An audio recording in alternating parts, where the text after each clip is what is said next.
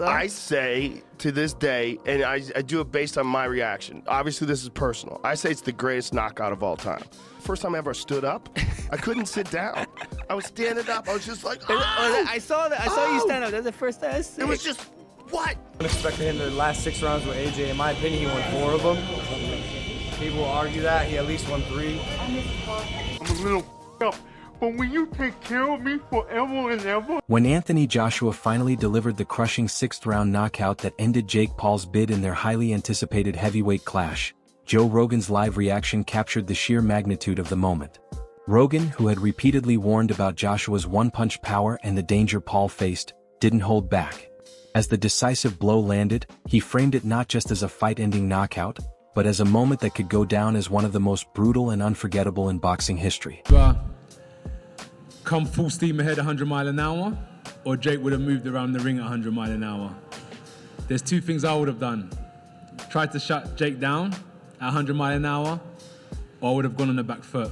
So Jake decided to move around the ring, and I decided... The bout, billed as Judgment Day, was contested over the scheduled 8 3-minute rounds in the heavyweight division, with Joshua entering as the clear favorite due to his elite experience and size advantage. Standing 6 feet 6 inches and weighing around 243 pounds compared to Paul's 216 pounds, Joshua began to assert control after several tentative early rounds. He knocked Paul down multiple times in the 5th, before finishing the fight with a devastating 6th-round knockout at 131, landing a crushing right hand that sent Paul to the canvas and forced the referee to stop the contest. Anthony Joshua. Paul was sturdy for the first couple of rounds, but as the fight went on, the more experienced Joshua began to take control. After continuously connecting in the 5th round, it was only a matter of time before it was over. In the 6th, Joshua went on to knock out Paul with a big right hand. Joshua improved his career record to 29-4 now. Paul loses for the 2nd time in his career to go. Anthony Joshua versus Jake Paul was one of the most talked about fights of the year, driven partly by the personalities involved, but also by the stark contrast between traditional heavyweight boxing and the social media-driven influencer era. Performance by Jake, brother. Come on, bro. He's a fucking legend for that. He has such big balls getting in the ring with that guy, dude. Josh was a monster. He stayed in it the whole time, and I'm really proud of Jake, dude. All my respect to him, bro. Whatever outcome.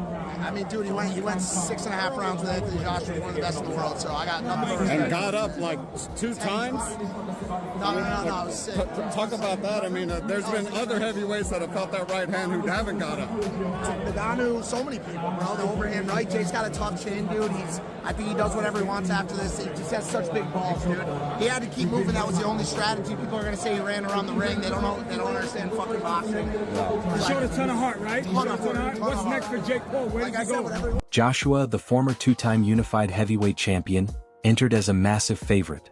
Paul, a YouTuber turned boxer, leveraged his platform to amass a huge following for the sport, despite criticism from purists questioning his credentials.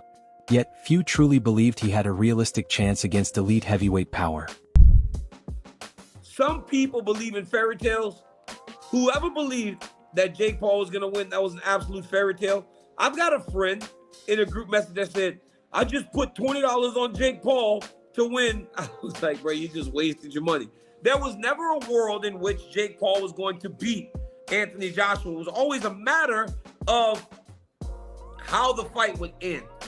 So I watched all the pundits talking about the fight, even Rosendo, my boxing coach.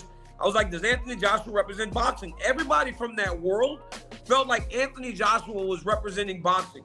And as the fight started to go on, first off, he was representing boxing, so they wanted him to get the job done. All right, first and foremost. You can't lose to a guy that's perceived to be a YouTuber, even though today, Jake Paul is more boxer than YouTuber. I've said this time and time again. When you have resources, when you can spend $1 million a year on training camps, housing, food, coaches, this is not recreational anymore. He's a boxer. He's just not a boxer at that level. I ran into his brother in New York City, and I said to Logan, what parameters are in place, Logan? What safeguards do they have to make sure that Anthony Joshua doesn't hurt your brother? He said there are none. He goes, they're going to just straight fight. So in that regard, you got to give credit. After the fight, Joshua was candid about his performance, admitting that while he secured a sixth-round knockout, it wasn't his best showing. He believed he could have done much better, noting he struggled early to land clean shots and couldn't corner Paul as quickly as expected. He called it a win but not a success, emphasizing that there is still a lot of room for improvement. Better is a lot of things, 100%. In the fight game, you've seen the amazing fighters that have graced us over the last 100 years, and the expectations that we put on ourselves are immense, but I tried my best.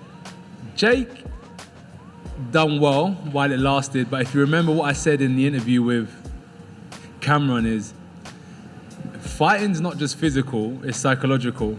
And when you understand the psychological warfare, I did say to you is that, Jake, what's gonna happen? I'm gonna see a time when I'm gonna take your soul and you're either gonna give up or... Despite the knockout, Joshua acknowledged Paul's heart and resilience in the ring. He noted that even though he ended the fight in the 6th round, Paul repeatedly got back up after being dropped and continued to compete against a far more experienced former world champion. Joshua remarked that not many fighters would have stepped up to face someone of his caliber, and Paul's determination in tough moments deserved respect.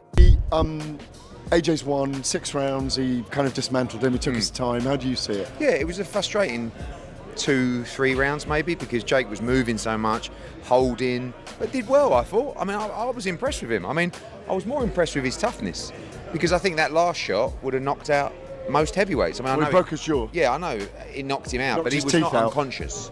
You know, I mean, look, he may not come back from it. If he has broken his jaw, it's a big injury to come back from. Well, there's pictures of him in hospital right Yeah, now. well, listen, you've got to respect him, because he did what many people wouldn't do, which was get in the ring with him.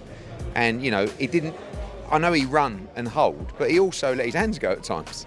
And he was in the firing line, and, you know, we got 6 good rounds in the end of actual Is that how work. you see it in the end? Yeah, I actually think it's a positive, because, you know, we could have gone in there and got it all over with 45 seconds. He's done an 8-week camp, and now he's done 6 rounds. He's got something to go back on. Paul suffered a broken jaw during his 6th-round knockout loss, taking a powerful right hand that ended the fight. Bloodied in the mouth, he confirmed in the post-fight interview that he believed his jaw was broken, and it was. Logan, what's up, man? What's your reaction to it? I'm just so proud of him. My mom has it. Your brother fought his ass off, man. Yeah, I mean, other heavyweights have taken that right hand and only took 1. I'm just so proud of him. That was incredible. In my view, that was a victory on all fronts. Right. Like, minus the actual victory, obviously, of course, but bro, like, no one expected him to last 6 rounds with AJ. In my opinion, he won 4 of them. People will argue that he at least won 3. No one expected him to last that long. Rolled his ankle, broke his jaw, still fucking fighting, man. Like, that's toughness. You know, most people wouldn't have the balls ever to step in a boxing ring in their life. He stepped in a boxing ring with one of the baddest men on the planet, who's 40 pounds heavier than him and 6 inches taller. That's insane. He's one of the most skilled fighters on the planet. My brother, as a fucking YouTuber, went 6 rounds with him in a fight with a broken jaw and rolled ankle.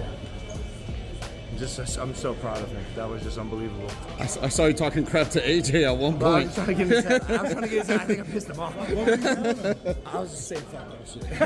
I love AJ. But bro, I saw you going down the fight game. I was talking so much. But I just pissed him off. Then he broke my brother's jaw. Embracing his signature bravado, Paul shared a post with an X-ray showing a double broken jaw. He wrote, "Double broken jaw. Give me Canelo in 10 days." Medical scans confirmed the fractures in 2 places. He drove himself to the hospital for treatment, with recovery estimated at 4 to 6 weeks. Paul also posted images and updates on social media, confirming the injuries and thanking fans for their support. Nikita, just down here, Jeffrey from The Sun. Just to follow up on Jake, he said he broke his jaw in the aftermath.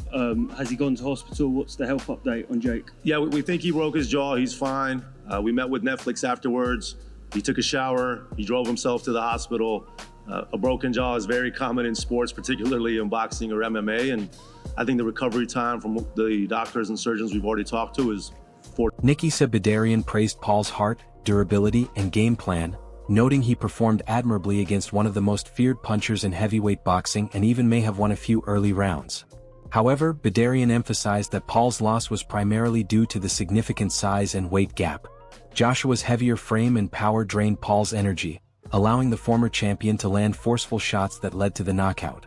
Despite the defeat, Bidarian insisted Paul's performance deserved respect. That's what happened. And ultimately, Jake Paul lasted a lot longer than anyone said he was going to. And I haven't seen the official scorecards. I don't know if anyone else has, but I think he might have won a round or two or even three. He was doing tremendously well in there against a person who is vastly more skilled, vastly larger, vastly more powerful. And he did it on 4 weeks preparation. What would you like to see next for Jake? I'd like him to take a beat, relax, and then think about when he's gonna fight next. You know, we talked about June, July timeframe. He loves this sport. He loves MVP. He loves the athletes. He loves giving them platform and push. This young lady right here, the whole time when I was talking to her, I said, what do you think? She goes, Jake's gonna win. I believe in him. He can do whatever he wants to do. That's the kind of family that we're building at MVP. It's a fighter-first organization. You guys saw our weigh-in yesterday. That stuff costs a lot of money, but we want to put on the best brand for these fighters to show the world. Some fighters acknowledged Paul's resilience for stepping into the ring with a former heavyweight champion and lasting until the 6th round, despite the size and experience gap. They highlighted his heart and determination, even in defeat. Eddie Hearn noted Paul's effort, but in measured terms, pointing out that no one realistically expected him to last long against Joshua.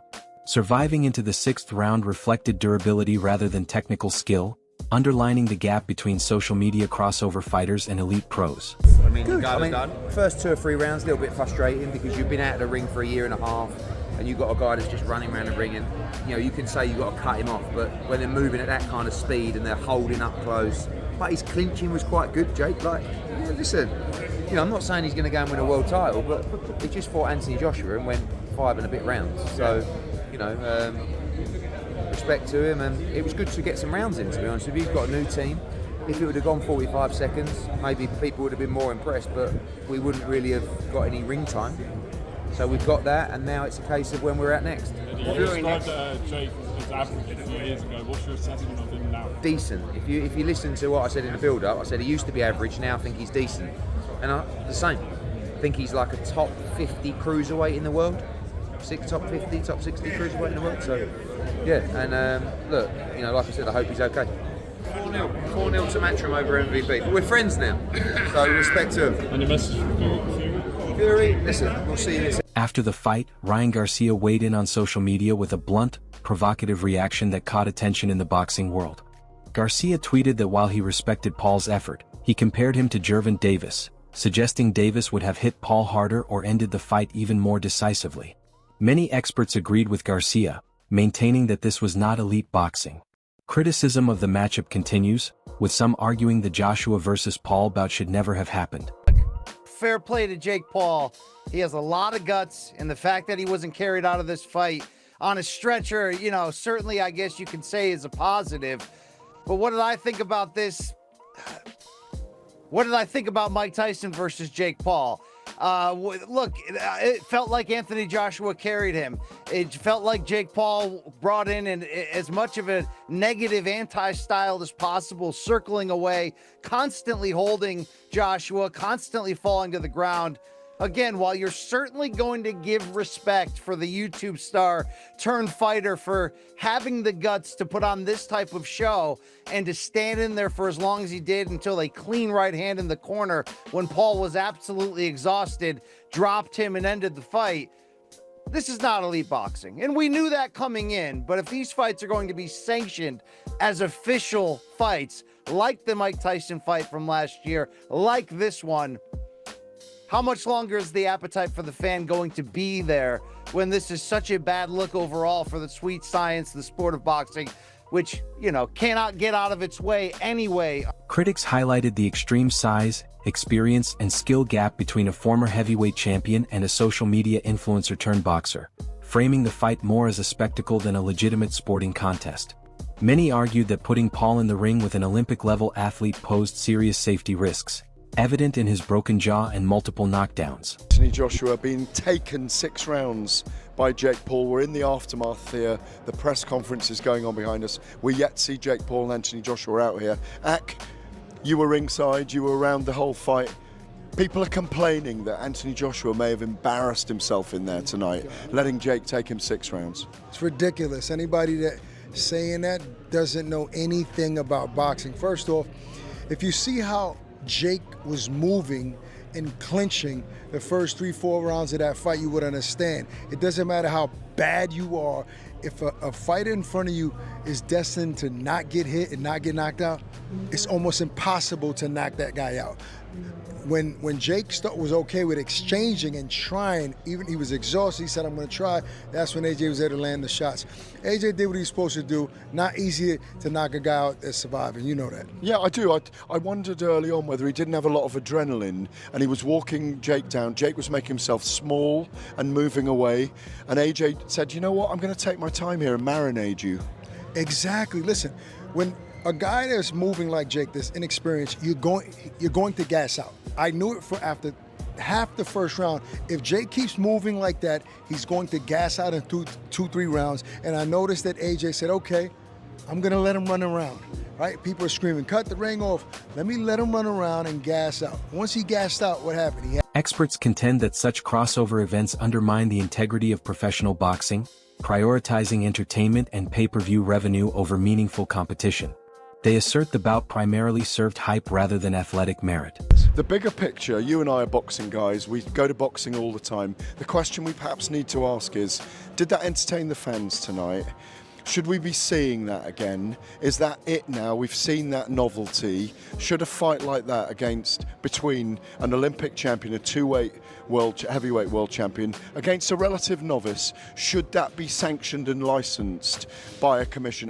You know, it was a one-off. Jake's a one-off, but we shouldn't be seeing a lot of these events, in my view. Never again. We should never have that gap of experience, the mismatch, skill set should never happen again. I mean, to your point, Jake is an anomaly, right? Like, we can let him get that off. He tried it, and he even landed a couple of shots, but you saw at first, I mean, as soon as he landed first right hand, even he saw, I can't hurt this guy. I'm not going to. It was a pebble hitting a tank, is how I've described it. Great description. So I think it's, in some sense, we needed to have this in order for it to get not it to out happen of our again. system. Right. Yeah, in order for it not to happen again. And look, let's not ignore that there were other fighters on the card who were watched, who were seen from places all around the world. So it served its purpose, and kudos to Netflix for allowing it to happen. Yeah, Baumgardner was very good. Alicia Baumgardner defending her belts.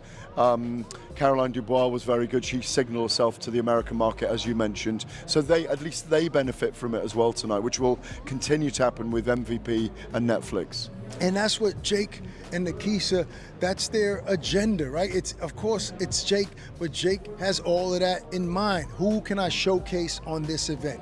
He did it for Amanda Serrano. She's made millions. He's starting to look, Dubois, she looked great. I want to see her again. Me personally, I became a fan of her. What's your take? Was this fight a true test of skill, or just a spectacle that shouldn't have happened? Share your thoughts in the comments below.